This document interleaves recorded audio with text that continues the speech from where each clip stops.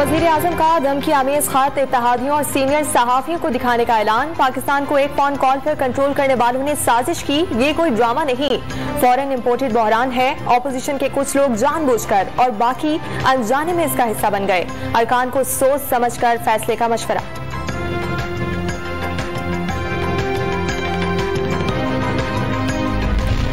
मैंने कहा था असम्बलियां तोड़ें, इलेक्शन में जाएं, सिंध में गवर्नर राज लगाएं। सियासी कीड़े मकोड़ों ने जमीन बेच दिए। वजीर दाखिला शेख रशीद ने तकरीब के दौरान वजीर आजम को मुकद्दर का सिकंदर कहने का शिकवे कर दिए। मुखालिफिन को सद्दाम हुसैन और उसामा बिन लादेन का माल खाने वाला और गेट नंबर 4 की पैदावार करार दे दिया।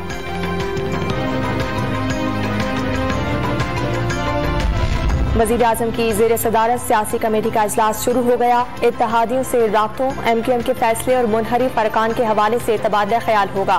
वज़ीर आज़म ने DG इंटेलिजेंस ब्यूरो को तलब कर लिया। कुछ देर में अहम मुलाकात होगी।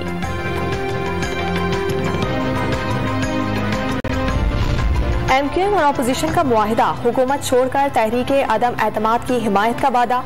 विफाकी वुज़रा फरूख नसीम और अमीनुल हक ने कुछ देर में वज़ीर आज़म को इस्तीफा भेजने का ऐलान कर दिया। राब्ता कमेटी दोपहर 2 बजे सर जोड़ेगी। 4 बजे न्यूज़ कॉन्फ्रेंस मुतवक्किल।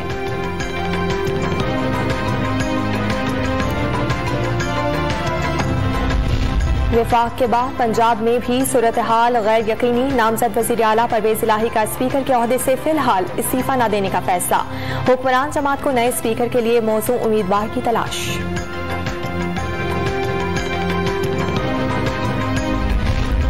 सिंध हाउस पर हमले के वाक़े को ऐसे नहीं छोड़ेंगे। चीफ जस्टिस सुप्रीम कोर्ट के रिमार्क्स। PTI के 2 अरकान असम्बली के नाकाबिले जमानत वारंट गिरफ्तारी जारी कर दिए गए।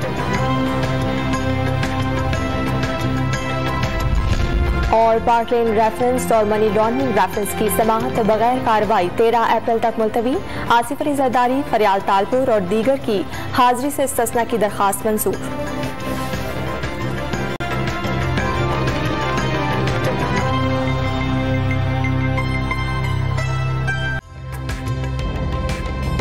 ताज़ा तरीन वीडियोस के लिए हमारा YouTube चैनल सब्सक्राइब करके बेल आइकन प्रेस करिए ताकि आपको मिले हर अपडेट सबसे पहले।